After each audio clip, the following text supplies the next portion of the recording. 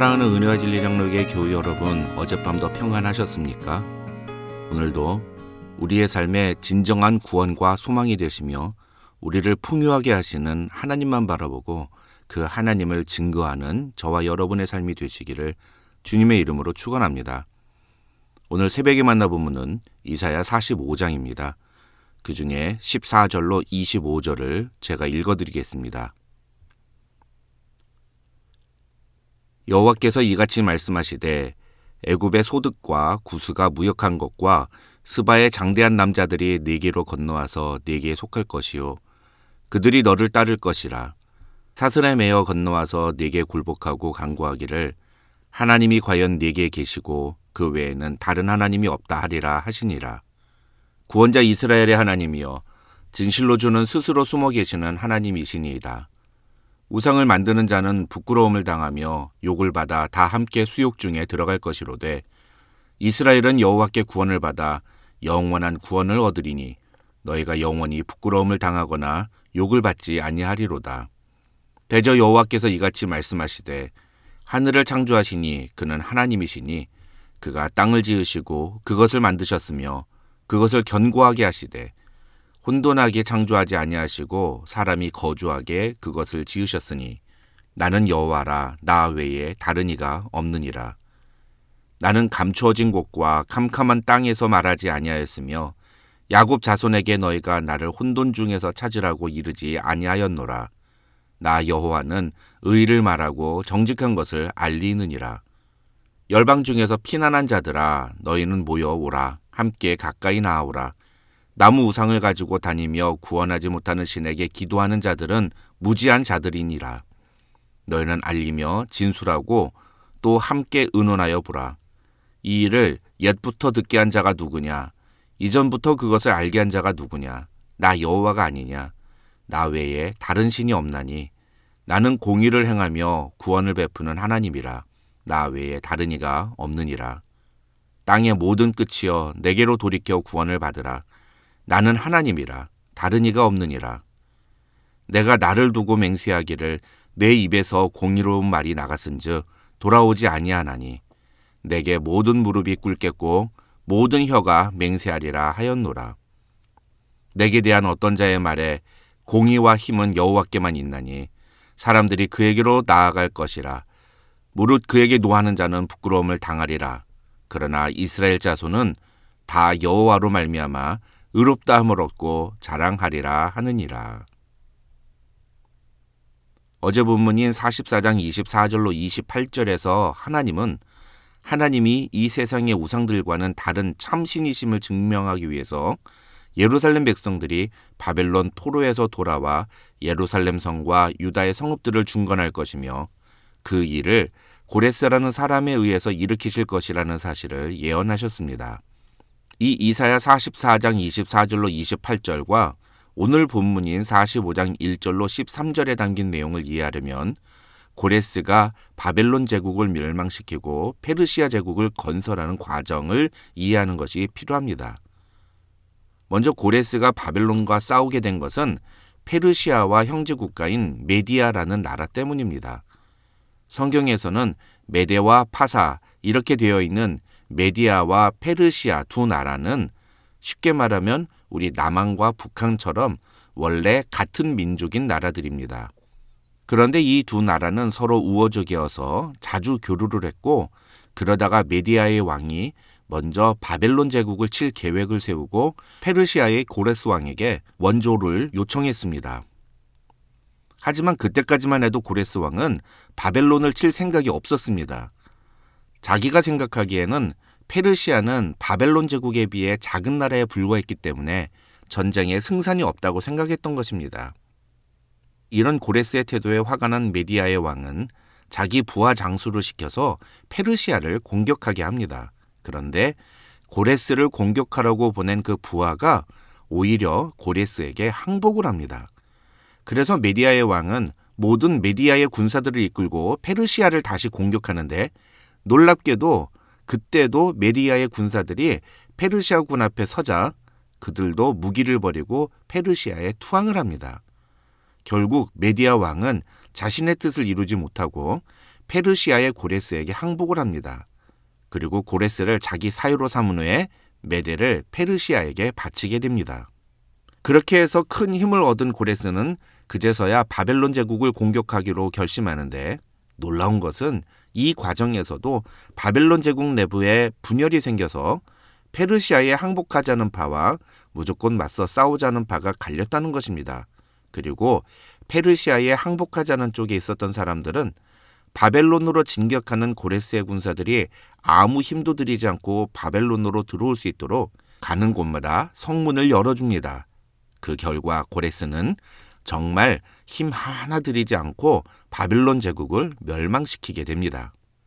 그런데 여러분, 오늘 본문인 이사야 45장 1절을 보시면 하나님은 고레스의 오른손을 붙들고 그 앞에 열국을 항복하게 하며 왕들의 허리를 풀어 그 앞에 문들을 열게 하시겠다고 말씀하십니다. 이 1절에 기록된 표현들은 제가 방금 말씀드린 고레스가 바벨론 제국을 무너뜨리고 페르시아 제국을 건설하게 된 과정과 정확하게 일치합니다. 고레스는 자기 노력으로 적들과 싸워서 제국을 일으키지 않았습니다. 어쩌다 보니까 자신을 대적하는 사람들이 모두 자신에게 항복을 하고 그들 스스로 성문을 열어주면서 고레스가 제국을 차지할 수 있도록 도와주었습니다. 세상적인 관점에서 보면 이러한 고레스의 승리는 정말 이해할 수 없는 기적과도 같습니다. 그러나 하나님은 이 모든 것이 바로 하나님이 하신 일이라고 말씀하시는 것입니다. 오늘 본문인 이사야 45장 1절로 13절은 그렇게 사람을 통해 일하시는 하나님의 모습이 기록되어 있습니다. 1절로 13절은 모두 다 하나님께서 고레스에게 하시는 말씀입니다. 1절로 13절에서 하나님은 고레스를 일으키고 그에게 승리를 주어 그가 모든 만국을 다스리게 하시겠다고 말씀하십니다. 여기서 몇 가지 주목할 만한 표현이 있는데, 첫째로 2절에 나오는 내가 너보다 앞서가서 라는 말은 고레스가 갈 길을 미리 다 준비해 놓으셨다는 뜻입니다. 다시 말하면 고레스가 거둔 모든 승리는 고레스 자신의 어떤 노력이나 능력에 의해서 얻은 것이 아니라 철저히 하나님께서 주신 은혜라는 것입니다. 그 다음 3절에 나오는 네 이름을 부르는 자가 나 여호와 이스라엘의 하나님인 줄을 네가 알게 하리라는 말씀에 우리는 주목할 필요가 있습니다. 여기서 네 이름을 부르는 자라는 표현은 간단하게 말씀드리면 승리자의 이름을 호명하는 자라는 뜻입니다. 그런데 이 일을 누가 하십니까? 이스라엘의 하나님 여호와께서 하신다는 겁니다. 페르시아의 왕 고레스의 이름을 승리자의 이름으로 부르시는 분이 이스라엘의 하나님 여호와라는 것입니다. 그 다음 4절과 5절을 보시면 하나님은 고레스가 하나님을 알지 못하였을지라도 그에게 칭호를 주고 그의 띠를 동일 것이라고 말씀하십니다. 이것은 고레스가 여호와 하나님이라는 신을 알지 못하지만 그럼에도 불구하고 하나님께서 하나님의 뜻을 이루시기 위해서 고레스라는 이방인을 왕으로 세워주시겠다는 뜻입니다. 이것을 고레스가 등장하기 200년 전에 미리 말씀하심으로써 하나님은 이 모든 일이 이스라엘의 하나님 여호와께서 하신 일이라는 사실을 사람들이 알게 하시겠다고 말씀하시는 것입니다. 역대하 36장 23절을 보시면 바사왕 고레스가 하늘의 신 여호와께서 세상 만국을 내게 주셨고 나에게 명령하여 유다 예루살렘에 성전을 건축하라 하셨나니 너희 중에 그의 백성된 자는 다 올라갈지어다. 너희 하나님 여호와께서 함께 하시기를 원하노라 라고 말하는 장면이 있습니다. 이것은 고레스가 오늘 본문에 나와 있는 하나님의 말씀 그대로 하나님의 뜻을 이루었음을 보여주는 기록이라고 할 수 있습니다. 이러한 기록을 통해 우리가 잊지 말아야 할 것은 하나님은 하나님의 뜻을 이루시기 위해 사람을 사용하신다는 사실입니다. 구약시대에는 소수의 특별한 사람만 하나님의 뜻에 사용되었습니다. 그러나 신약시대, 특히 오순절 성령 강림 이후 오늘날 예수 그리스도를 믿음으로 성령을 모시고 사는 모든 성도들은 이제 하나님께 쓰임받는 하나님의 종이 되었습니다. 이러한 사람들을 신약 성경에서는 예수님의 제자라고 부릅니다. 저는 우리 은혜와 진리 장로교회에 속한 모든 교우들이 고레스처럼 하나님의 뜻을 이루는 예수 그리스도의 제자들이 되시기를 주님의 이름으로 축원합니다. 그 다음 이어지는 14절로 25절에서 이사야 선지자는 한글 성경에서는 명확하지 않지만 히브리어 성경에서는 여호와께서 이같이 말씀하시되라는 표현으로 앞선 1절로 13절과 내용을 완전히 구분합니다. 그렇다면 이 14절로 25절에서 이사야 선지자가 전하는 메시지는 무엇일까요? 첫째는 하나님이 어떤 분이신지를 바로 알아야 한다는 것입니다. 15절에서 이사야 선지자는 구원자 이스라엘의 하나님이여 진실로 주는 스스로 숨어 계시는 하나님이시니이다 라고 말하면서 곧이어 16절에서 우상을 만드는 자는 부끄러움을 당하며 욕을 받아 다 함께 수욕 중에 들어갈 것이로되 라고 말합니다. 언뜻 보면 이 두 구절은 아무 상관이 없는 것처럼 보입니다. 그러나 결론만 말씀을 드리면 사람들이 우상을 만드는 이유는 보이지 않는 하나님을 보이는 형상으로 만들려고 하기 때문이라는 것입니다. 다시 말하면 하나님이 어떤 분인지를 알지 못하는 사람들이 우상을 만든다는 것입니다. 그렇지만 결국 그렇게 우상을 만드는 자들은 부끄러움을 당하게 될 것이라는 것이 이 첫 번째 메시지의 내용이라고 할 수 있습니다. 그 다음 둘째로 18절과 19절에서 이사야 선지자는 하나님께서 하시는 일들을 보고 하나님을 찾으라. 다시 말하면 하나님을 기억하라고 말합니다. 이 18절과 19절의 의미는 결국 하나님이 하시는 일은 어디에 감춰진 비밀이 아니라 온 세상이 다 볼 수 있고 모두 다 알 수 있는 것들이라는 겁니다.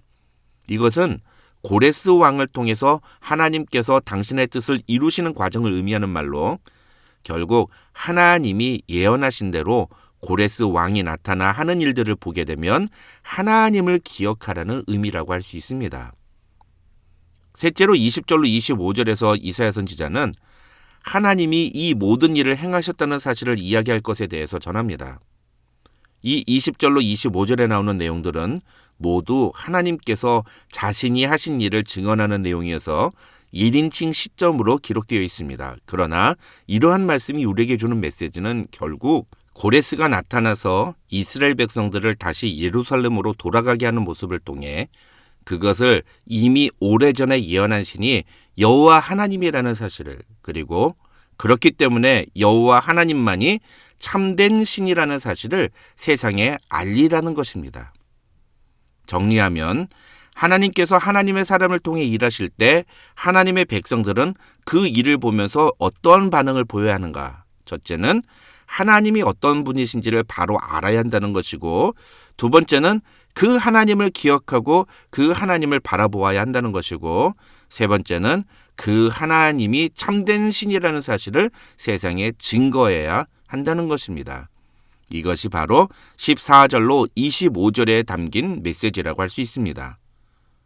하나님이 어떤 분이시며 그분이 하신 일이 얼마나 놀라운 일인지 우리 모두 분명히 보고 경험했습니다. 그렇다면 이제 우리도 하나님이 어떤 분이신지를 바로 알고 항상 하나님을 기억하며 하나님을 증거하는 삶을 살아야 합니다. 오늘 하루도 우리에게 구원을 허락하신 하나님의 놀라운 역사와 능력을 온 세상에 전하는 저와 여러분이 되시기를 주님의 이름으로 축원합니다.